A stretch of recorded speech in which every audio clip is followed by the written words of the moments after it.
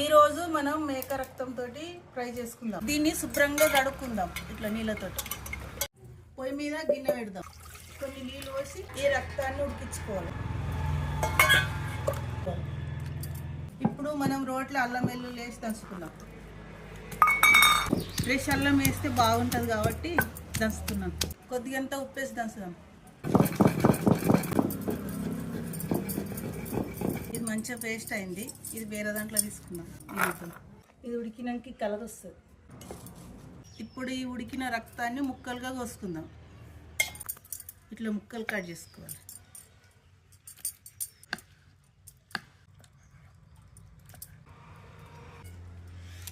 కడాయి పెట్టుకుందాం.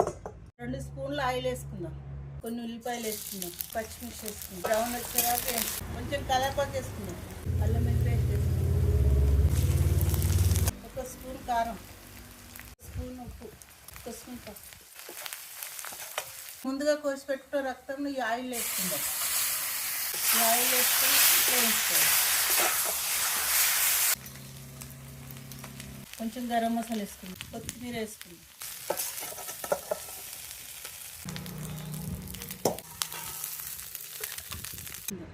మేక రక్తం ఫ్రై రెడీ. ఇది నరాలకు చాలా మంచిది. ప్రోటీన్ కూడా ఉంటుంది.